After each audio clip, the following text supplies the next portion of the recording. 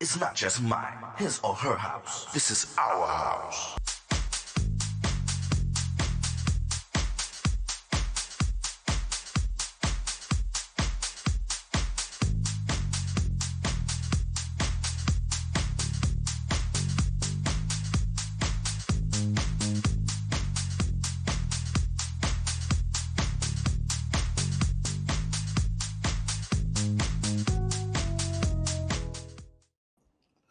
Hello, everyone. My name is Tyrone Lowe. This is my show, The Legends. And in the House of Legends, I have producer Joe Flame. Hey, Joe, what's going on, dude? What's up? Hey, what's up, man? How you? Yeah, man, welcome to The Legends, man. Thank you. Thank you. It's been a while. We talked about this for a while, and finally it happened. Yeah. I'm very grateful for that. I'm very flattered as well. So what I want to actually kick it off is let's talk about your beginning as far as producing, because you've been doing it for a long while, and I've known producers that came after you, but you were really out there way before they were. So before we get into actually how you got into D Sharp Records, let's talk about the beginning, how you really got into producing. And if you have a musical if you have a musical background as far as, you know, a kid playing a piano at an early age or something like that, let's talk about that with the viewers, okay? Okay. I started out, I mean, I've always been into music, even as a kid. I mean, I come from not a musical family, but my family just loved music. Right. My mother, me, and my sister all born in the same day. We're all Virgo. Wow, that's amazing. So, right. So there was a lot of music always running in my house. And I started, you know, I used to be in a band when I was little, when I was like 13 or 14. We had a little band called Hot Funk and Soul back in the 70s. And I was just singing then in the band. And the guitar player showed me how to play bass. And I started playing bass in the band, learning how to play bass. And, you know, just always being in music. When I was in high school, instead of going to the gym to physical PE, I would rather be in the auditorium playing on the piano. So I did that most of my PE years in high school, but I'd be in the auditorium just banging away on the piano, pretending like I was in concert. You know what I mean? So that's always been a dream of mine, to be in music in that respect. You know what I mean? So learning, you know, self-taught and, you know, up through the years. And the first time I started producing, I bought my first computer. Now, keep in mind, this is some time ago. My first computer was a 486 with 4 gigs of RAM, and that was like $1,700 for that thing. Wow. I mean, right, exactly. Now I got more RAM in my phone than I did back then. Okay. So it's like, that was like the beginning of learning how to use computers and programming and learn how to do stuff. So it was a slow beginning, but I'm glad I did. Okay. I enjoyed it. Tell the viewers, I mean, the producers want to know, because back then it was a whole different scenario as far as music was concerned. So let's talk about your first software that you used. My first software was WinCake. It was that's way before. Like now it's up to, they call it Sonar or Cakewalk, but it first started out, it was WinCake, and it was on a 3x5 disc. It's like, wow, remember those things? You had to pop them in, and if you lost one, you were screwed. So I mean, 3x5 disc, learning how to use that. There were VST instruments were not even a thing. They didn't even know about them. Everything was like the old drum machines, and everything had to be played and put into the computer, you know, basically by a WAV file. Right. And then you get to edit it once you get it inside the computer. So it just started to evolve. But the first piece of software I had was WinCake. I went from WinCake to Fruity Loops, from Fruity Loops to Nuendo, and I used Nuendo for a long time. Then I went to when Logic, when it first came out, was actually on a PC too. So a lot of people don't know that. But I tried that, and I didn't really like Logic. I liked Nuendo. I really liked, because I wasn't a big musician, but I was more of a vocalist. I love recording vocals and doing it that way. And there would be a bunch of musicians around me to come in and lay stuff down. And it went from there to Cubase, which is what I use now. And I'm a big fan of the Cubase program. That's what I use. And when you actually discovered that you actually had a full-fledged track or production, what was the name of it? What was your first production? Actually, my first production was a song that's called that. Actually, I got it here. It's called "It's a Love Affair." That was the first song that I ever released as a producer and as an artist together. And I mean, to make a long story short, it was having a love affair. The song talks about a love affair with music. And that's what it was like for me, having a love affair with music, no matter what the genre it comes in. I love music in all parts of it, no matter how it comes. Country and Western, R&B, house. I love house. House is one of my favorite genres. I hope I never get asked to put them in order because I probably would piss some people off. But I mean, I love house. I love hip hop. I love R&B. You know what I mean? I love country and Western. When I want to hear a good songwriter, I like country and Western. I mean, not to say that anybody can't, but it makes a big difference when you can write a song about a 57 Chevy. Okay? All right. That's a songwriter. You know what I mean? Not everybody can do that. So at that time of producing, what producers actually influenced you, you know, at that time? What producers influenced me? Again, it's hard to say because I like a lot of different music. Right. I'm talking more of like the house genre, you know. Oh, house? Right.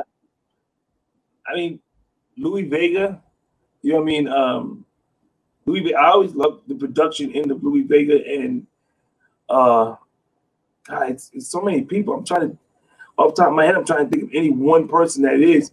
You know, you don't shout out everybody if somebody gets pissed off. Yeah. At the end of the day. But I mean, I like a lot of people that I like. Louis Vega, I like Marlon, I like CCM Factory. I mean, and early in the beginning of the house, I didn't really follow producers like that. Okay. You know what I mean? I was, again, because I was a bass player and I grew up in bands, I followed bands. Right. I know when I went into the studio, I know I wanted to hear a record. You know what I mean? I wanted to hear drums and bass and guitars and strings. I grew up on Earth, Wind, and Fire. You know what I mean? So when I hear a production, I want to hear a production, especially a vocal production. So it wasn't so much the producer that I followed as much as I followed the band. I mean, I like the way it was put together at the end of the day. You know what I mean? So, I don't know. You know, also being a producer, do you also write lyrics as well? Some of us got a gift to do that. Some of us don't. Unfortunately, I'm not good with that. I can produce, but as far as lyrics, I mean, something that would take a real songwriter 15 minutes would probably take me a day and a half. Okay. I'm not a songwriter. I mean, I can do a hook. If I hear the song, I can hear the hook right away. You know what I mean? And usually I take from the hook, I'll branch out from the hook, and that will help me. But usually I have some helpers that come in that help me write. You know, China Doll Mar Young is one of my writers. Don Corley Washington is one of my writers. Tony Bowens is one of my writers. Kesha Link. Those are writers that I come and I bounce ideas off them, and they'll tell me, "No, Joe, that's horrible," or they'll say, "Yeah, that's good." So. Yeah. So you're from Jersey, am I correct? Yes, all my life. So let me ask you a question. I meant to ask about something that I hear regularly. You know, the Jersey thing, the New York thing. So, do you want to actually collaborate on that? I'm sure you must have heard that somewhere along the line as well. I hear it all the time. Okay. I mean, I hear the who's better, Jersey house, New York house, Chicago house, Detroit house. And for me, and I'm talking about me, whatever gets you on the dance floor and makes you move is the best house that there is. You know what I mean? I like Jersey house because I'm from Jersey. Right. You know what I mean? I like other people. I like house in New York. I always found New York house to be a little different, a little faster, a little quicker.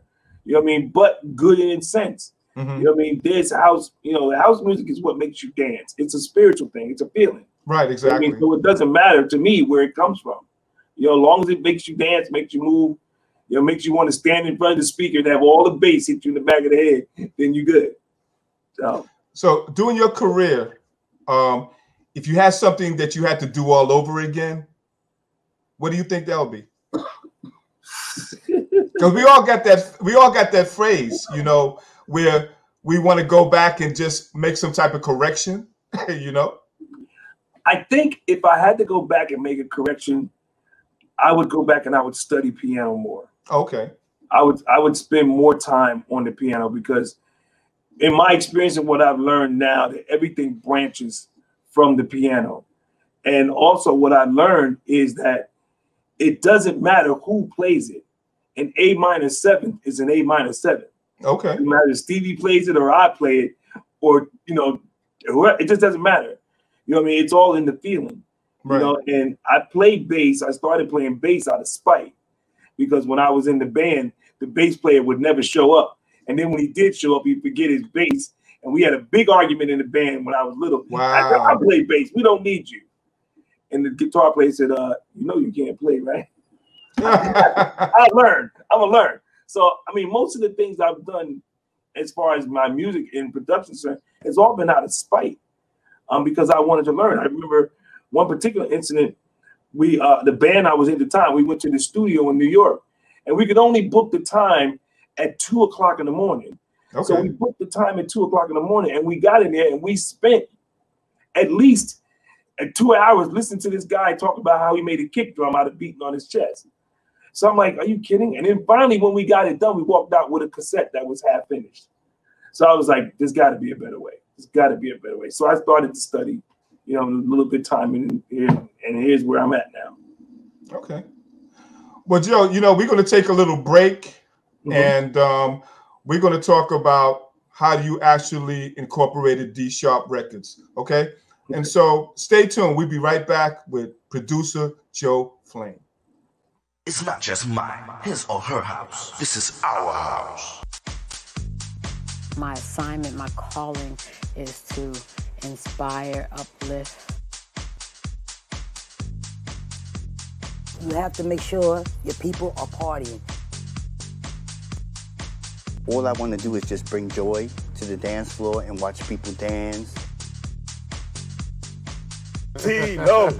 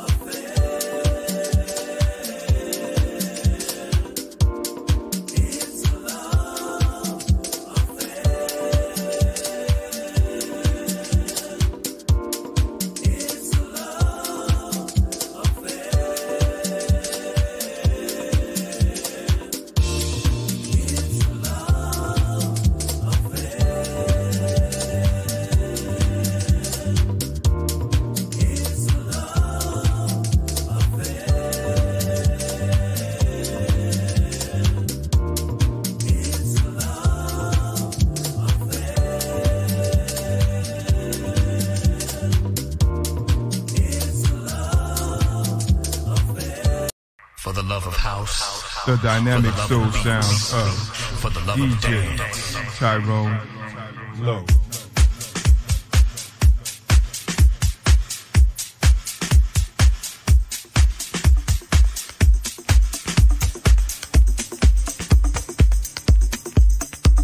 DJ Tyrone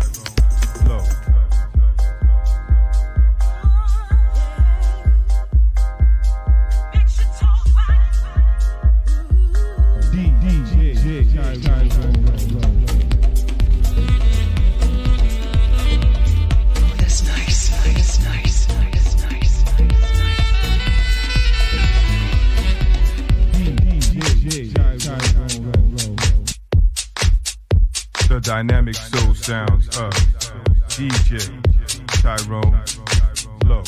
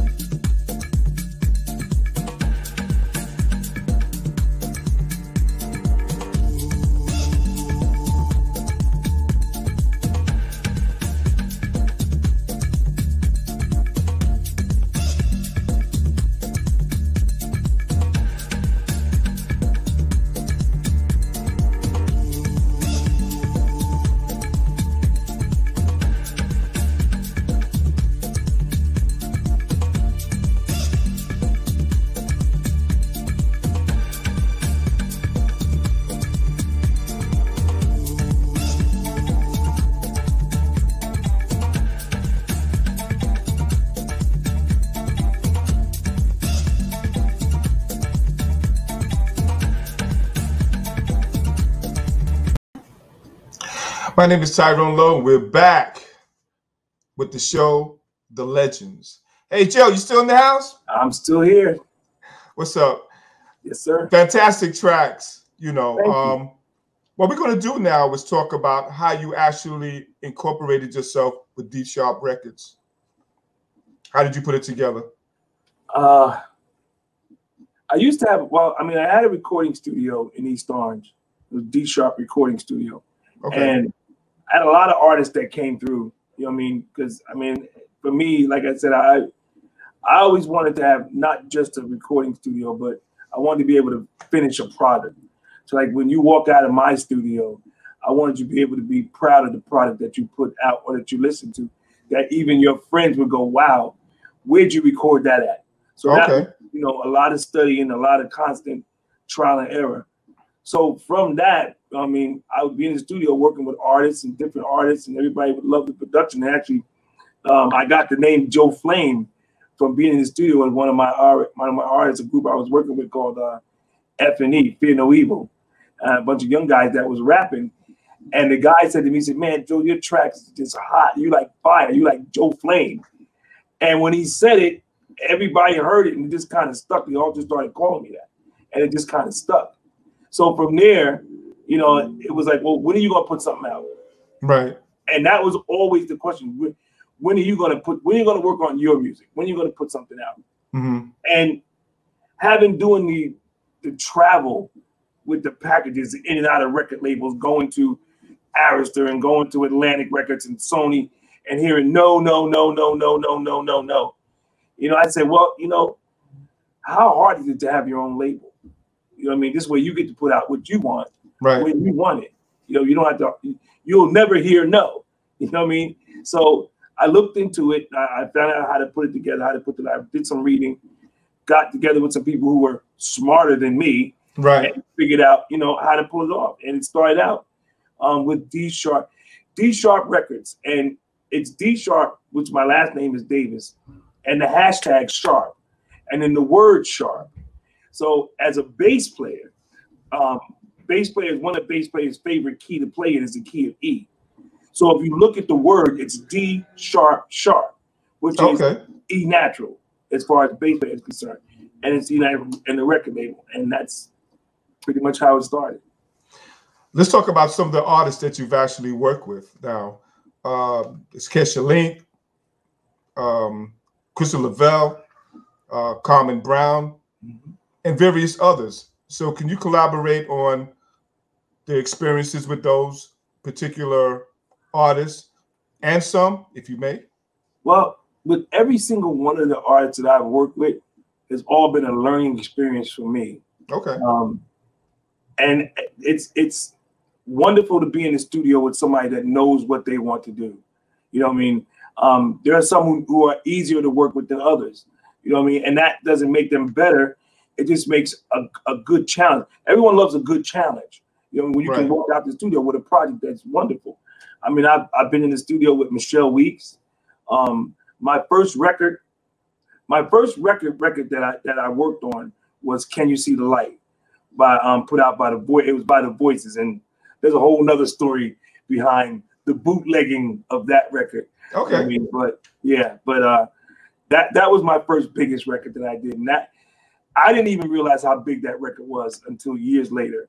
You know what I mean? And but I work with like a lot of artists that come in the studio, and some of them don't have a direction as to what they want to do. And I tell them when they come to the studio, I said, listen, there's only one job here.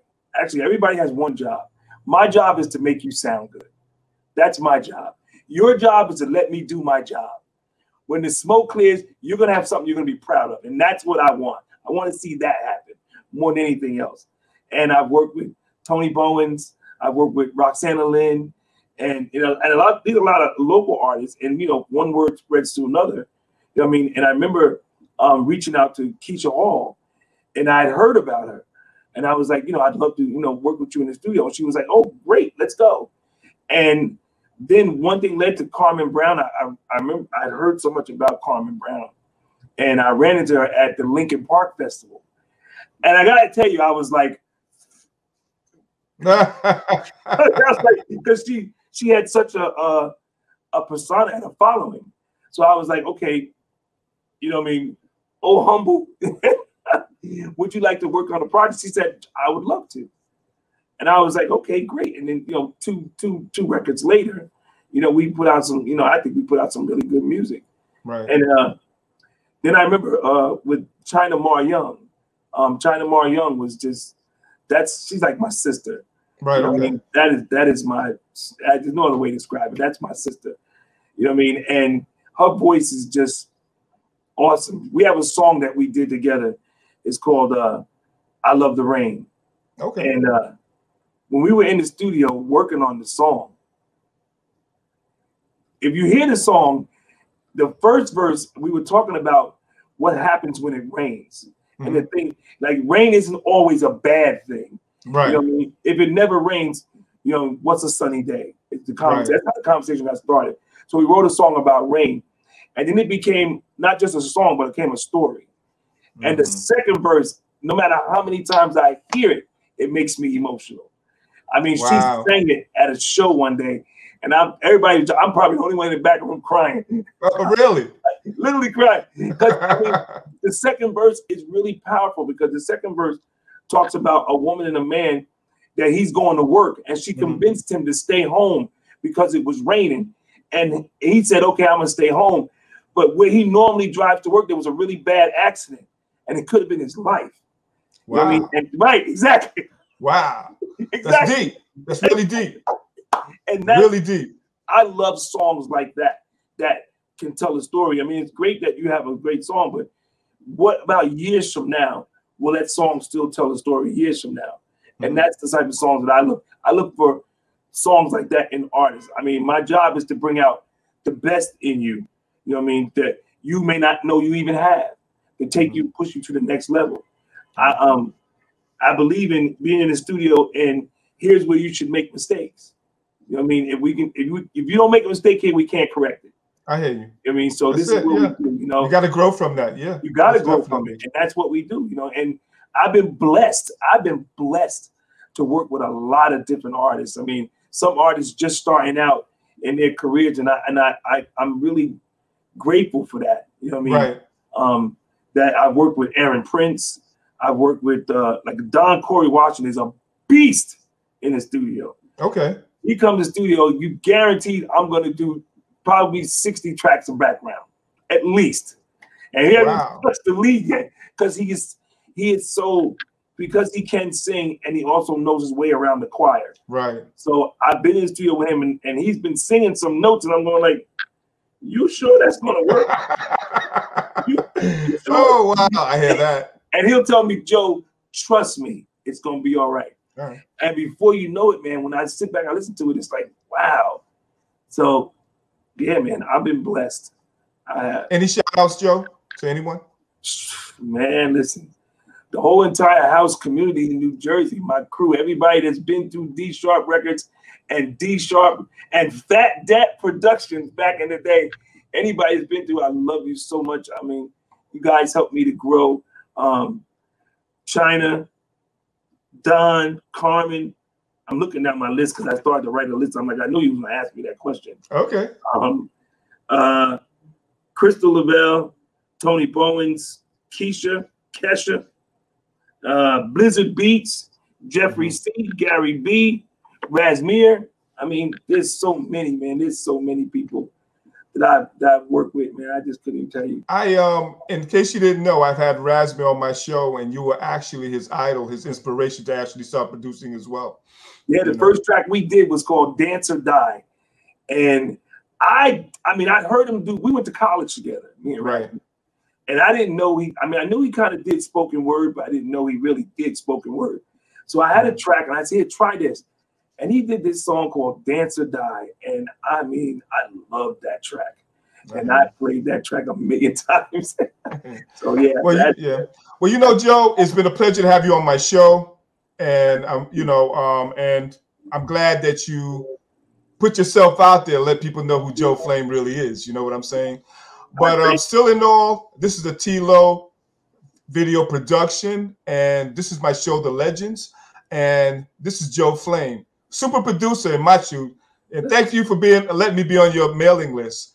And we're going to wrap this up. And I thank you guys for viewing in. Support the brother on his music, D Sharp Records. Try to get on his mailing list. He got some hot stuff because he sends me some stuff. Okay, so and that's it. And thank you guys for viewing in. Thank you. It's not just mine, his or her house. This is our house.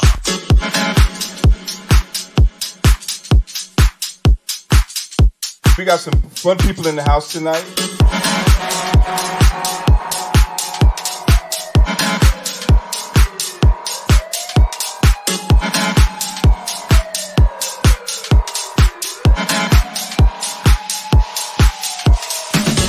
This is our house.